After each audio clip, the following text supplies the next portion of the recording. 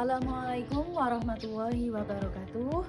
Perkenalkan, nama saya Nayla Sofia dari MI Ma'arif Manggisan.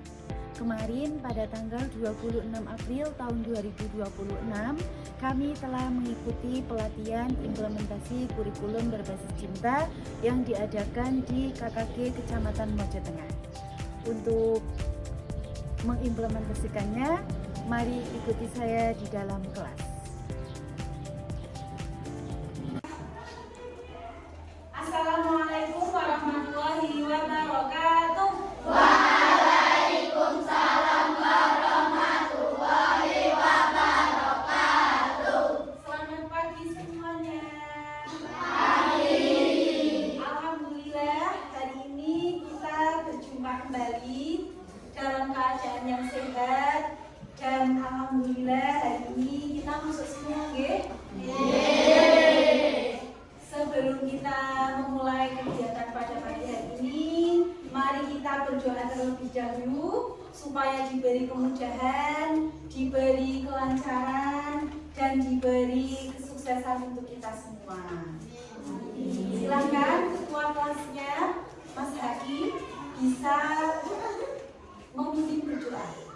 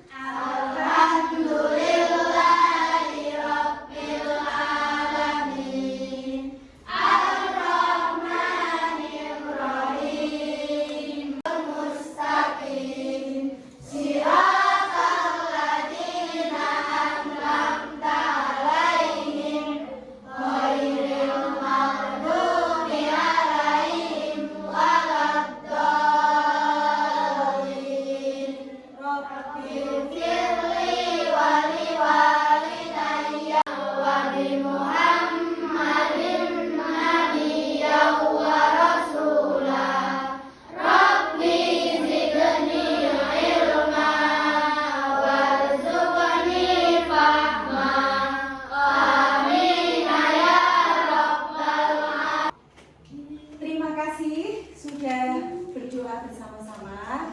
Selanjutnya, Bu Guru sudah tidak perlu mengabsen, nggih? Karena kalian semua alhamdulillah hari ini berangkat semuanya. Pada kesempatan kali ini, seperti biasa jadwal kita yaitu pelajaran silakan bukunya yang belum dibuka, silakan dibuka terlebih dahulu. Kita akan memulai bab baru. Kemarin kan sudah belajar tentang pernapasan, sistem organ pada manusia. Nah, sekarang kita akan berjelajah ke Indonesia, tetapi melalui peta. Ini peta negara Indonesia. Ini pulau-pulau yang ada di Indonesia. Dan Mbak semua, ini yang kalian lihat, yang Bu Guru paparkan, ini adalah peta Indonesia. Indonesia ini memiliki berbagai pulau. Kita Wonosobo ini di Manggisan ini, kita ada di mana? Di pulau apa? Jawa. Pulau Jawa ya. Pasti sudah tahu semua ini adalah Pulau Jawa. Ini dari sini, ini kita ada di sini. Wonosobo, Jawa Tengah itu ada di Pulau Jawa. Nah, kita akan belajar tentang negara-negara atau wilayah-wilayah mana perairan di dikelilingi oleh apa? Bukan air. Paling banyak itu kita dibatasi oleh yang namanya air. Ini contohnya ada Samudra Hindia. Ini air juga perairan. Terus ini ada Samudra Pasifik. Itu juga sama. Ini perairan semua. Selatan, Laut Jawa. Ini semua kita dikelilingi oleh yang namanya air. Sebagian besar itu Indonesia itu dikelilingi sama yang namanya perairan. Kalau perairan bisa disebut sebagai negara maritim. Negara maritim. Sebelum ke situ, sebelum kita tahu apa sih yang namanya maritim itu apa, agraris itu apa. Nah, mari kita simak video berikut ini, video pembelajaran ya. Atau memiliki kawasan laut yang luas. Nah, ini negara maritim. Tadi kan kita sudah lihat ya, bahwasanya Indonesia itu dikelilingi sama banyak laut. Batas-batasnya itu kebanyakan itu perairan. Oleh sebab itu, negara Indonesia itu bisa juga disebut negara yang namanya negara maritim. Bisa dibaca bersama-sama. 1, 2, 3.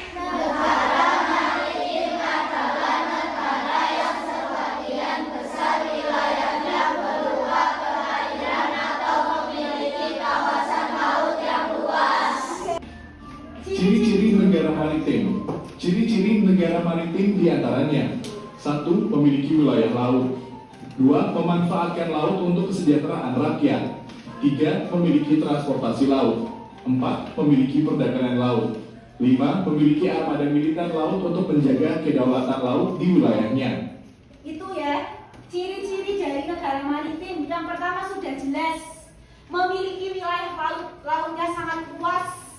Itu karena disebut negara maritim. Yang kedua, dari laut kita bisa memanfaatkan sumber daya yang ada di lautnya. Oke?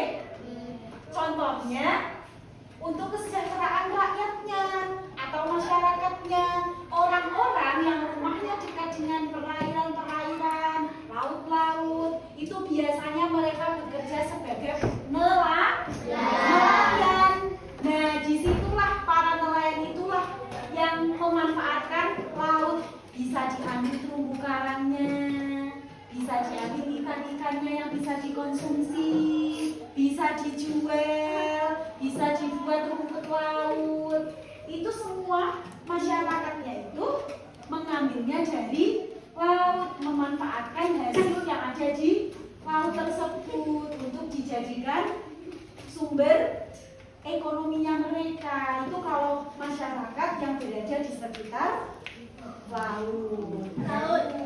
Yang ketiga, transportasinya laut itu ada.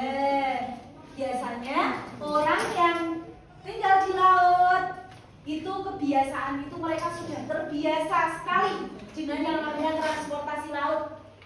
Ada yang tahu apa namanya? Kapal. Kayak kemarin kita belajar tradisi-tradisi itu, ada yang namanya pasar terapung di Banjarmasin. Itu mereka semua kegiatannya itu memakai apa? Kapal itu, laut itu. Mau beli pakai gedek kemana-mana, mau ambil barang, mau kemana, mereka sangat terbiasa dengan yang namanya transportasi laut. Yang selanjutnya, kepiting, udang, mereka jual ke pasar atau biasanya langsung dijual ke masyarakat sekitar. Silahkan yang mau membeli boleh langsung di petani atau nelayan. Petani ikan ya maksudnya. Nah itu. Terus yang kelima, kamu jangan asal, Bu, kalau di laut itu apakah ada yang menjaga? Dulu Bu Guru pernah bercerita, kalau di sekitar lautan Indonesia itu ada yang menjaga. Salah satunya armada militer laut atau TNI Angkatan Laut. Mereka itu senantiasa menjaga laut Indonesia supaya apa? Aman salah satunya. Yang kedua, apa lagi ayo? Bersih boleh, nggak apa-apa. Aman dan bersih itu nomor 1. Karena kalau aman, tidak ada bom-bom atau apa namanya nelayan-nelayan yang jahat itu, kan mereka menggunakan bom. Nah itu tidak boleh. Kalau di laut itu setidaknya pakai kancing. Kalau nggak pakai kancing, pakai jaring. Tapi kalau pakai bom-bom, terus apalagi mereka merusak terumbu karang itu tidak makanya dijaga sama yang namanya armada militer supaya aman, supaya tetap bersih, supaya ekosistem lautnya itu tetap terjaga kayak gitu. Supaya apa? Supaya bisa dimanfaatkan oleh masyarakat sekitar. Kalau kita bisa menjaga ekosistem laut, bisa menjaga seluruh laut, itu apa? Manfaatnya itu kembali ke kita, ke masyarakatnya lagi. Orang-orang jadi semakin apa?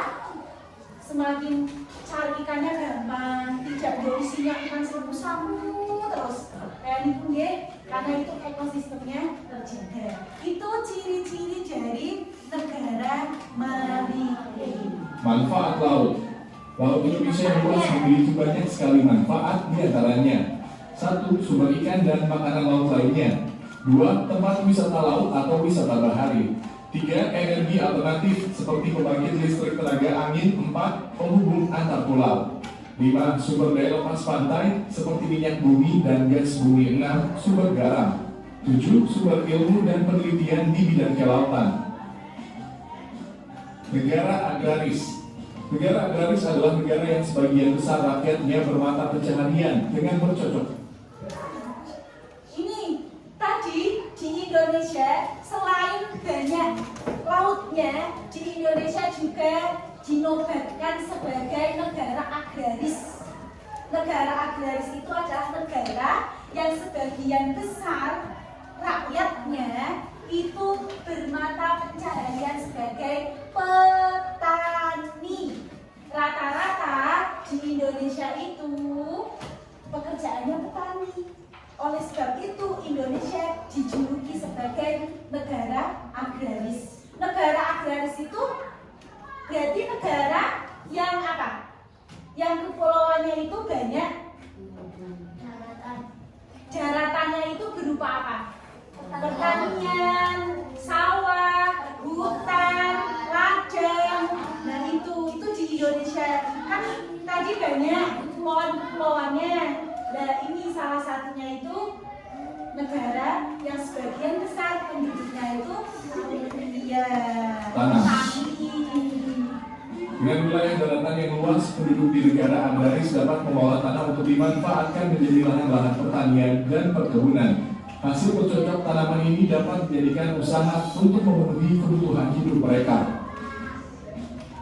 Ciri-ciri negara agraris. Ciri-cirinya yang pertama, kenapa Indonesia dijuluki sebagai negara agraris? Yang pertama, memiliki wilayah daratannya itu luas sehingga bisa dimanfaatkan sebagai lahan pertanian. Yang kedua, memiliki sawah, ladang, dan kebun yang sangat luas. Itu. Yang ketiga, masyarakatnya itu memenuhi kebutuhan hidupnya itu mereka dari hutan, dari sawah, kayak gitu. Kayak contohnya di Papua. Kan kemarin kita sudah nonton film ya, film pembelajaran. Mereka itu semua mengambil hasilnya itu dari hutan. Mau makan mencari di hutan, mau punya uang harus ngambil dulu di hutan. Supaya apa? Supaya bisa memenuhi kebutuhan ekonominya. Yang keempat, umumnya negara agraris juga berkaitan dengan bidang peternakan. Karena pakan ternak yang baik juga dapat dibuat dari hasil pertanian. Itu ciri-ciri dari negara agraris. Yang pertama tadi sudah jelas daratannya luas, memiliki sawah, ladang, kebun. Yang keempat, masyarakatnya memanfaatkan hasilnya itu untuk memenuhi kebutuhan hidupnya. Dan yang terakhir, umumnya kalau ada pertanian sudah jelas ada peternakan. Karena peternakan yang baik itu bersumber dari pertaniannya dulu, pakannya dulu. Kalau pakannya bagus, pakannya baik, melimpah, itu nanti peternakan sapinya akan gemuk, sapinya akan gemoy seperti itu. Itu contoh dari atau ciri-ciri negara agraris. Untuk menambah semangat kita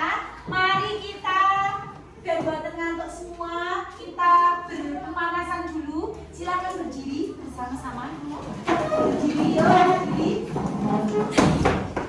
Ayo Mas Imam.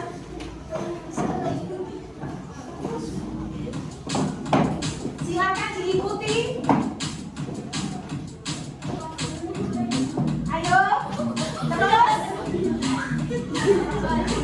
Pancing. Ayo Faiz, kakak, potong. Terus. Tarik. Tarik. Terus. Semangat. Tarik tisu. Very good. Putar. Putar. Terakhir.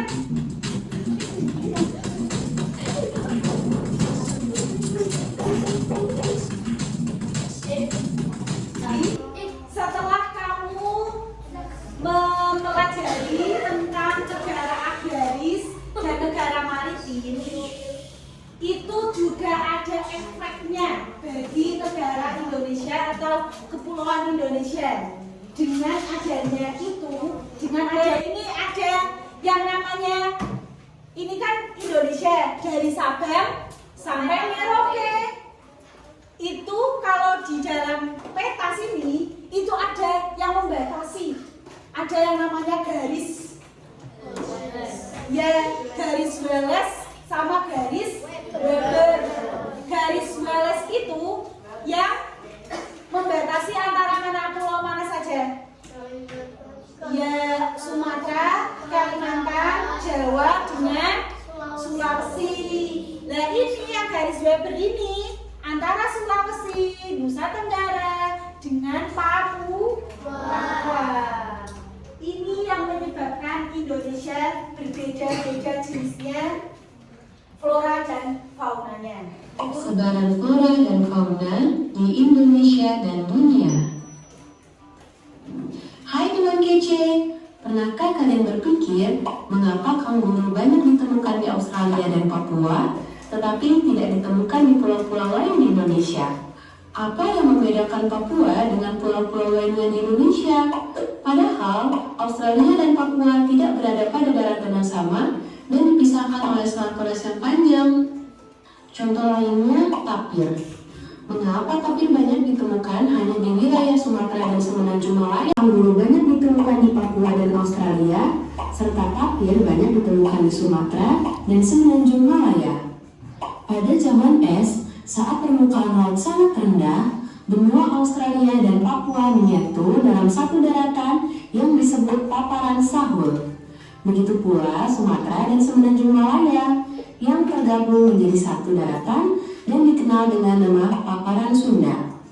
Kanguru hidup di paparan sahul, sedangkan tapir hidup di paparan Sunda. Setelah zaman es berakhir, kenaikan permukaan laut dan aktivitas geologis mengakibatkan terpisahnya daratan Australia dari Papua serta Sumatera dari Semenanjung Malaya. Oleh karena itu, tidak heran jika hewan dan tumbuhan di Papua juga banyak ditemukan di Australia. Begitu juga dengan hewan dan tumbuhan di Sumatera yang dapat dengan mudah ditemukan di Semenanjung Malaya. Nah, karena dahulunya pulau-pulau di Indonesia memiliki sejarah geologis yang berbeda, maka penampakan biotik, yaitu hewan dan tumbuhan yang ada di...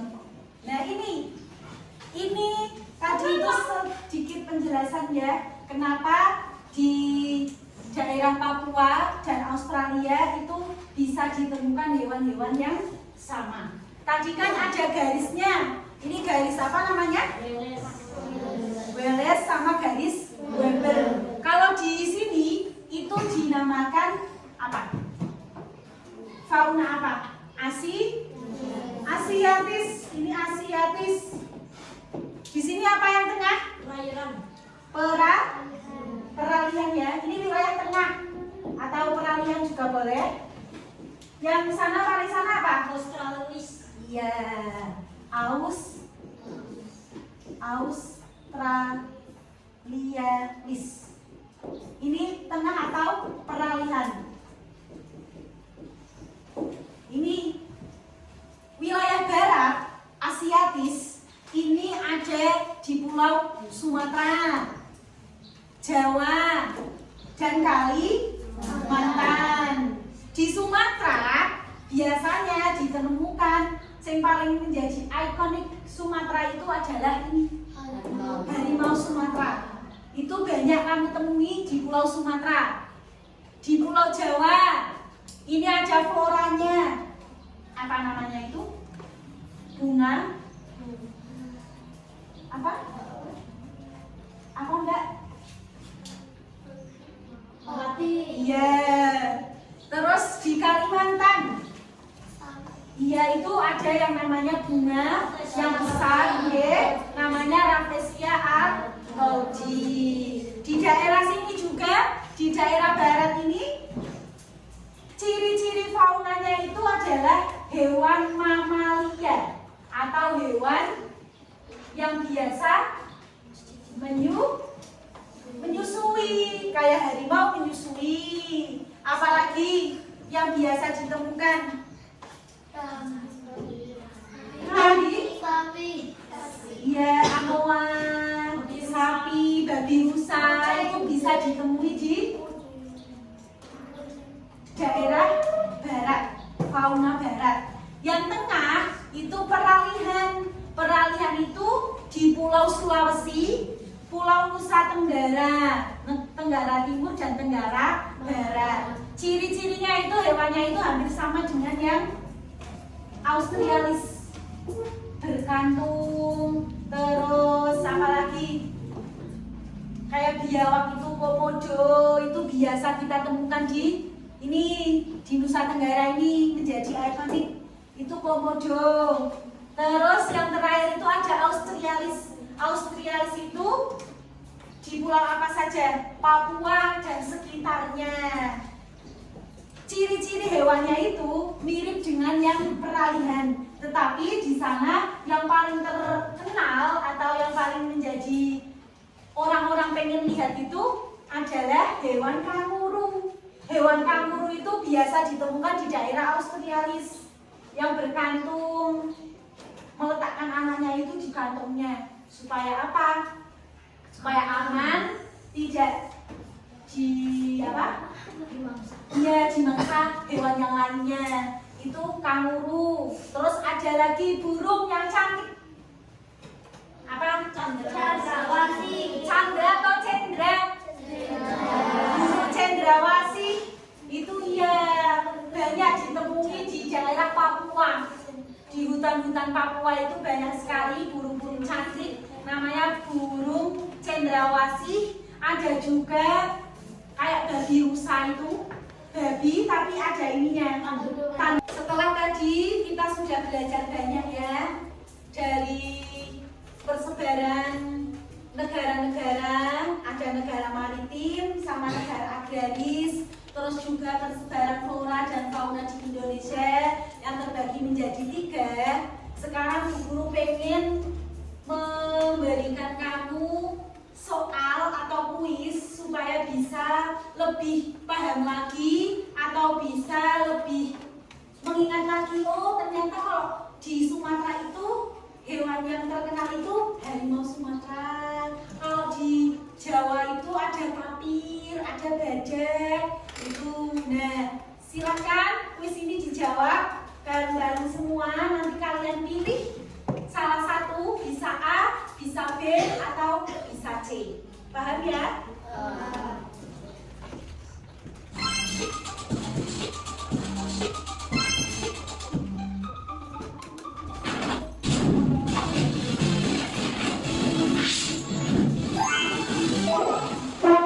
Selamat datang di ranah kuis. Apakah kamu mengetahui flora dan fauna endemik Indonesia?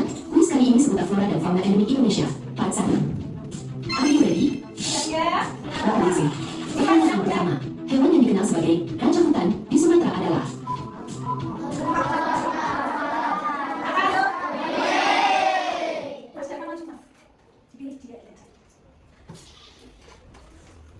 Ini ya, sebentar. Apa? Apa? Harimau.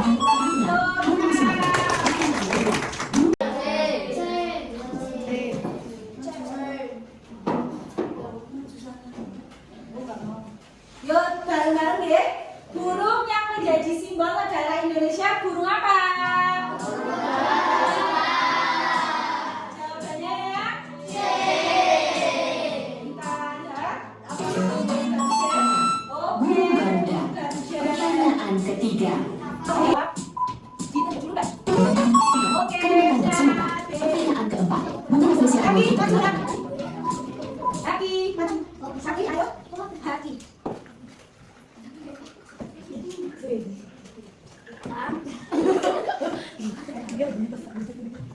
Ini Haki mau jawab. Kita coba ya. Haki menjawabnya B. Apakah benar? Oke. Pertanyaan kelima. Yang mana? Oke. Semua Hewan yang keenam. Hewan yang sering disebut sebagai kadang ada terbang dan Kalimantan adalah ini apa? Kita salah ya tadi. Kita belum. Oke. Satu lagi. Ayo. Ini kapan semua sudah bermain quiz dan tadi sama berapa? Dua. Berarti kita nilainya 80. Tepuk tangan. Sebelum buku tutup, silakan besok pertemuan selanjutnya kalian membawa buku gambar dan pewarna karena Bu Guru mau membuat peta persebaran. Nanti digambar terlebih dahulu, terus dipakaikan menggunakan kapas. Nanti setelah petanya digambar, kapasnya itu dikasih warna, itu nanti ditempel-tempel. Silakan besok kalian membawa yang namanya buku tulis, terus dengan pewarna, kapas juga. Anak semua membawa buku gambar dan pewarna. Kita akan buat seperti ini, peta persebaran dari Barat, Asiatis, Tengah Peralihan, dan Australis. Nanti akan kita gambar, kita buat mana saja. Kalau ada yang ingin bertanya sebelum Bu Guru tutup pertemuan kali ini, sudah paham semua? Sudah. Kalau ulangan sudah siap, nggih? Siap. Oke, kalau sudah semua, Bu Guru ucapkan terima kasih atas kerjasamanya, atas semangatnya. Tetap semangat, belajar terus, jangan lupa besok disiapkan alat-alat yang Bu Guru sampaikan.